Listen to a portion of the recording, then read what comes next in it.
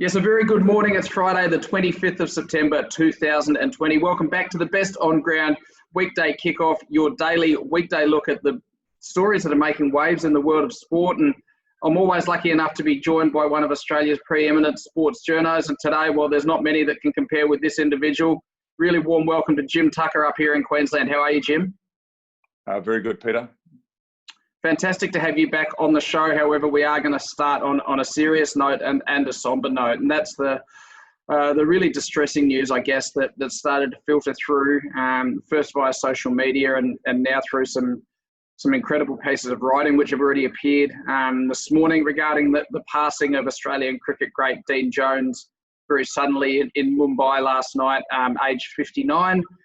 Jones was over there commentating on the IPL from an Indian-based bubble alongside some other greats of the game. And former Australian cricketer Brett Lee was on the scene, unfortunately, when Jones did lose his life. And I guess a cricketer who, for so many of us, defined the way that we wanted to bat when we were youngsters, and a man who I was lucky enough to meet a few times and always found him engaging and genuine and friendly and didn't matter who you were, he was happy to have a chat. But rather than speaking specifically to a particular story this morning, and I will link your former colleague Robert Craddock's wonderful tribute from the Courier Mail this morning in the notes today, but I wanted to ask you, I know you spent a lot of time with Dean and toured with him when you were covering cricket for the Courier Mail.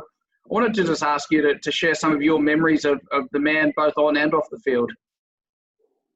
That's a hard one. It was hard to capture Dino in a few simple words because he was a larger-than-life figure, and that's how he played his cricket. I think being from Queensland, that landmark innings he played, 145 in a one-day game, 136 balls, sixes, one-handed into the crowd at the Gabba Hill against England. That one-day 100 was exhilarating when he played that. And that was really, he gave a pulse to the Australian summer when one-day cricket really had such a dominant part of the summer, because he walked to the crease with a swagger. He marched down the wicket to hit fast bowlers over their head or rip them through the leg size for boundaries. And most of all, he got people moving. He nudged one into the outfield and he'd always call for two. He'd turn and come back for two. And people just saw Dean Jones as an embodiment of this wonderful attacking cricket that Australia could play in one days. And he took it to the top too. Australia won a World Cup in India in 1987. And that helped redefine our whole relationship with India that we see today. Because we not only had that World Cup victory, but we also had a tied test in Chennai, which, as we all know, Dino played one of the great test innings, one of the great Australian test innings, but of all time, all countries. 210, batted for an extraordinary over 500 minutes and was on a drip at the end of that. And many times, Alan Border, his captain, thought he couldn't make it to the end, but Dino somehow did. And I'm rabbiting on a bit here, Pete, but that was only his third test match. That was his first 100 in test cricket. So it wasn't as if he was the experienced guy calling on 10 years of test experience. It was a brilliant, brilliant innings. He used to say that he didn't remember anything once he passed 120, which is quite remarkable for that knock. There's a couple of other things I want to mention about Dean and still get your thoughts on. Clearly, he loved T20 cricket. He's a man who would have been perfect for the game, and unfortunately it came too late for him, but he obviously did a superb job as a commentator and also a coach. He was passionate about cricket in Pakistan, spent a lot of time there and really wanted to see Pakistani cricket regain its rightful place on the world stage and see Pakistani players in the IPL and teams touring Pakistan. To me, he also embodies the terrific rivalry from the Sheffield Shield and state cricket back in the 80s and early 90s. You think of the Big V, you think of Merv, and you think of Dino, and you think of an era in which representing your state was such a huge honour. And I'm not saying it's not a huge honour now, but it really brought these characters into the homes of Australian people because the focus and the attention on state cricket back then was so much larger than it is now. A famous quote from Dean was that his father told him that good batsmen should never get bowled and good batsmen should never get hit in the face. And he did get hit in the face once in county cricket and broke his cheekbone, but proceeded to hit the next ball for 6, which I think sums up the man. He also told Curtly Ambrose to take his sweatbands off, which I don't think made him very popular with his teammates. You spent time with him on that 1994 tour to South Africa, just at the end of apartheid there when South Africa rejoined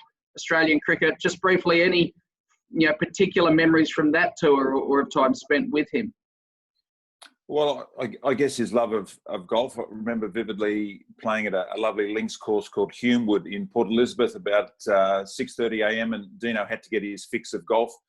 And he was a wonderfully passionate golfer and played briefly on the Australian seniors tour. He was that good, and that love of golf was always there for Dino.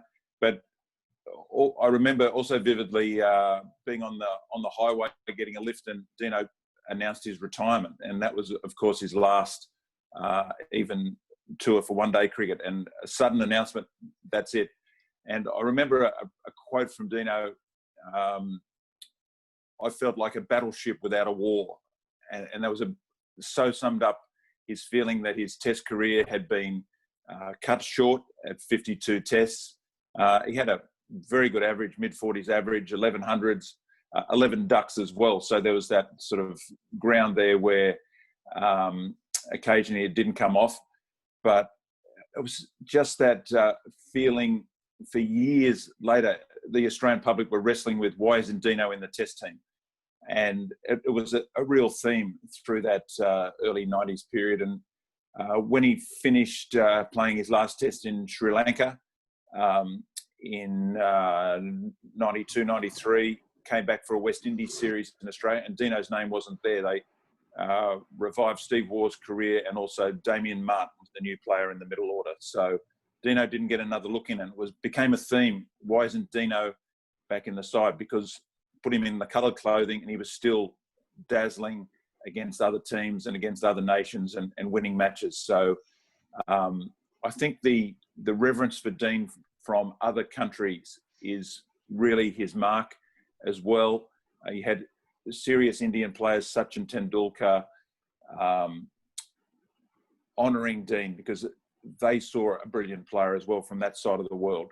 Glenn Maxwell had a poster of Dino on his wall as a kid, and that is great respect for Dean Jones and the mark he left on Australian and world cricket.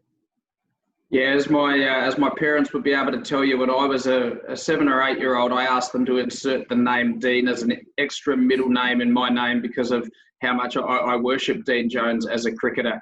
Our thoughts, of course, are with Dean Jones's family, his wife and daughters, and also his many, many friends in the world of cricket.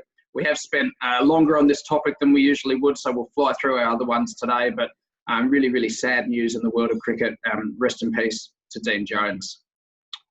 Moving to our second story today, and it's the Brisbane Broncos, whose season from hell has finally come to a close. They did win their first ever wooden spoon last night when they went down to the North Queensland Cowboys, bringing the curtains down on what's been a horrific season for that club. We've gone over some of the elements of the challenges that they've had this year on this show, over the course of the last 4 or 5 months. So I don't really want to get too in-depth about the past. I want to look at the future. We know that Kevin Walters and Paul Green are in that head-to-head battle for the vacant coach's position at the Brisbane Broncos in 2021.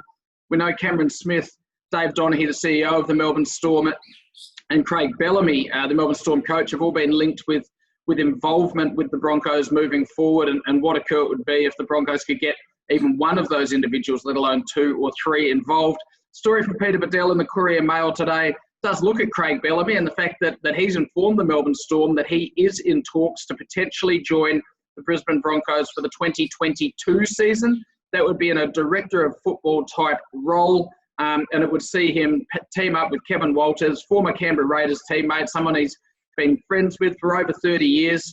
How exciting would it be for the Broncos to get Craig Bellamy in that position in 2022? And is that the difference in Kevin Walters getting that coaching job ahead of Paul Green if he can bring Craig Bellamy with him, Jim? A huge question. I think First off, it has to be said the Broncos have tried for Bellamy before, 2 or 3 times to be head coach. But I think Bellamy's vibe at the moment is that he wants to step out of that day-to-day head coaching role, certainly by 2022, somewhere where he can pull the strings as football operations and sort out the direction of a club, perhaps suits his off-field life with his family as well. So I think he would be in the right frame to do a role like that. His relationship with Walters is very strong, and Kevy Walters, his DNA is completely Broncos. And you speak to a lot of the former Broncos greats, and they believe that the Broncos have to get their DNA back. And Bellamy's been part of that. He's been in Brisbane before. Walters played there for many, many games, and that would be a dream team arrangement. And I think that could tip the scales to Kevy, really, and revive the Broncos completely if they could get that dream partnership together for 2022. Well, if ever there was a club or a team that needed reviving, it is the Broncos after a shocking year. Want to congratulate Darius Boyd, who retired last night after a wonderful career. He's 9th on the all-time games list. He's got that remarkable record of 23 Kangaroos tests without ever losing one. And, you know, his evolution as a man over the journey of his career. We used to show the video of him doing that infamous press conference where he wouldn't answer any questions. Yes. We used to show that to young rookie rugby players in my previous life, and that's what not to do at a media conference. But credit to Darius Boyd, who seems happy in life and seems to have grown as an individual, and being a rugby league footballer isn't what defines him, and we wish him all the very best with the next phase. Our third story this morning comes from Jamie Pandaram in the Daily Telegraph.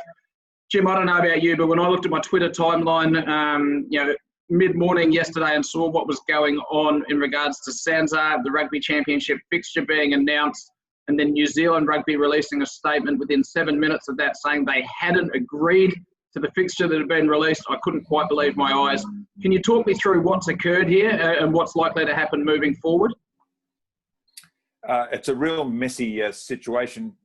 It has to be said, when New Zealand thought they were hosting the Rugby Championship, it seemed fine for them to work it out that they didn't want a 5-week Rugby Championship as Australia wanted. They wanted a 6-week Rugby Championship and do it on their terms.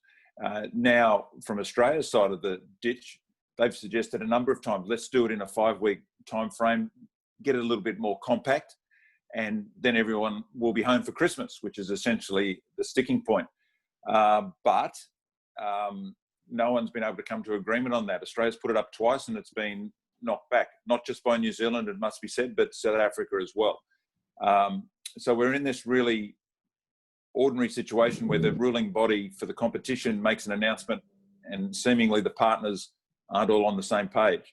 I think a picture as big is the fact that Australia and New Zealand just don't seem to be seeing rugby's future in the same light at all. And this has got to rebound into how they frame Super Rugby next year. Yeah, I mean, SANZAAR as a body, there's been a lot of questions of SANZAAR and whether they've been doing a good job for a number of years in bringing those different regions of the world together in rugby. Regardless as to the fact that the Rugby Australia needed to get these fixtures locked in and get tickets on sale and the like, it does seem incredibly foolish, to release a fixture that one of the countries participating in hasn't even agreed to yet. Oh, completely. Like it's just it's basic administration, isn't it? Really, everyone ticks off on it. Like we're flooded by emails, but the email that says yes, I accept is pretty pivotal to this whole thing. Yeah, sympathy for the organisers with all the challenges involved. We get that. That's every sport this year. But when you see someone like SANZAAR CEO Andy Marinos being linked with the Rugby Australia CEO's job and then releasing a fixture like this without the approval of everybody, it's very concerning indeed. Our penultimate story today, we turn to the Sydney Morning Herald and a lovely story from Andrew Wu. This is ahead of the Australian women's cricket team returning to action with a series against New Zealand in Queensland kicking off on Saturday. And the Australian women's team have decided to support the Black Lives Matter movement with a gesture on Saturday that continues the steps taken by that side last season regarding reconciliation. It's been driven by senior players Meg Lanning, Vice-Captain Rachel Haynes, Alyssa Healy, and Indigenous star Ash Gardner. What they're going to do, an elder will deliver a welcome to country and an official statement of support in the crowd, social distance protocol there. The players will carry a giant 12 by 12 metre silk featuring artwork by Auntie Fiona Clark onto Allen Border Field. The players will stand in a barefoot circle, which is about connecting to country while acknowledging and paying respect to the traditional owners of the land. They will also do that at training and before games each time they visit a new city. And they will also wear the Walkabout Wickets logo designed by Auntie Fiona Clark on the collar of their shirts this season. Jimmy, you impressed by the genuine commitment and the substance and unique nature of this gesture? Oh, completely. I think it does show how independent the thinking is in the Australian women's cricket team. They're not the curtain raiser to the men playing on the same day anymore. They are a team with their own mind and their own stance, and I totally applaud it. I think what the leadership of the team is saying, we need to understand more about racism and the potential hurt within Australian sport. And I think that's a great message to put out there. You have to think and believe there is a problem to solve before you can move forward. And they're doing it for lots of other sports. It won't just be cricket followers following this series on TV. They're the T20 world champions, and they're up against the Kiwis in a couple of matches. So really significant. And this just comes a week or so after netball had their Indigenous round. And for some crazy reason, the Indigenous player, Gemma Maimai, for the Firebirds, she didn't see any court time. Just not believing that was some sort of emblem for the whole weekend, just dumbstruck a lot of people. And I think this is a great move. Ash Gardner's a really vibrant element and a very productive element of this Australian cricket team. So if she's educating her own squad, that's really significant in the whole thing. And that's from that grassroots level within a squad, that's how it all happens, and it spreads to the wider community. Yeah, extremely well said. We talked about the context of that Gemma Maimai decision earlier this week on the show. If you don't know the story, I recommend you look it up. And there's a good column from Liz Ellis in this morning's Sydney Morning Herald on that topic as well. The Australian women's cricket team, they're role models with what they do, not only on the field winning T20 World Cups, but also to young boys and girls growing up watching them play and the way they carry themselves. And, I know that a lot of athletes are grappling and teams are grappling with, is this their responsibility? How much of a difference can they make? And I think this demonstrates that if you think outside the square and you make a genuine commitment to doing something different, you can really shine the spotlight on what's a massive issue. We're going to roll through our last topic really, really quickly. I just wanted to reference and mention the retirement yesterday of Port Adelaide footballer Jack Watts, former number 1 AFL draft pick back in 2009, played the majority of his career with the Melbourne Football Club. He did play 174 games across 12 seasons for the Demons and Port Adelaide, but was constantly under intense scrutiny due to the fact he was drafted as the number 1 pick in the AFL National Draft all those years ago and debuted as a 17-year-old for Melbourne infamously. And I was at the game on Queen's birthday back in 2009 when he was a boy playing against men for an awful Melbourne team who'd been getting thrashed most weeks, and he was shown to be clearly out of his depth due to the size of him, more than anything else. He spent his whole career, trying to defy the doubters and try to prove he belonged. Jim, is there any bigger pressure in Australian sport than being the number 1 draft pick in the AFL? I think maybe one position is being the next great leg spinner in Australian cricket, because you always follow Warney and you're always compared. And we saw the litter of spinners who had tried and couldn't quite come up to that level, or nowhere near that level that Warney created. But the thing about a number 1 draft pick is just how unprepared they are for that spotlight. When you come in as the new Australian cricket captain, which many say is the biggest spotlight position apart from being Prime Minister, you actually have a body of work behind you. You've been a Shield cricketer, you've been a Test cricketer, and you have some skills to be prepared. As a number 1 draft pick, you basically pulled off the park and said, okay, your first year, every camera is going to be looking at you, and every assessment in every newspaper is whether you measure up, and whether you measure up to previous number one draft picks. I recall Brendan Goddard, fabulous player, in his time with St Kilda and Essendon, when he was number one draft pick in 2002. He recalled being sledged, you're the worst number one draft pick there's ever been. And that's the sort of pressure you have to deal with to start with. Now you look at Brendan Goddard now, a really impressive guy who has his complete act together and has done for a long time. But it takes time, and not everyone comes through that searing spotlight. Yeah, I think if you look over the last 20 years at the number one draft pick, you could run with a hit or miss type philosophy based on whether they became the elite player in the game. But Jack Watts, 174 games, that's a lot of AFL football, and that's more than the majority will play. So I thought it was unfortunate that a lot of the coverage of his retirement spoke about an unfulfilled talent. You don't play that much football without a large degree of talent.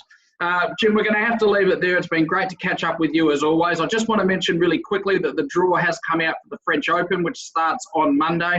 From an Australian perspective, all three of our women, Gavrilova, Tomljanovic and Madison Inglis, have all drawn against seeds. In the men's draw, a little bit more luck there with Alex de Minaur to play a qualifier. Alexi Popper and Jordan Thompson, James Duckworth also avoid the big names. Johnny Millman, Millmania, comes up against Karina Busto, ranked number 18 in the world. So a big challenge for him in the first round. Jim, fantastic to catch up. I hope you have a great weekend and look forward to catching up with you again on the Best On Ground Weekday Kickoff very soon. 100%. There's so much to talk about in sport. You've been watching and listening to the Best On Ground Weekday Kickoff. We'll see you again on Monday. Take care. Bye-bye.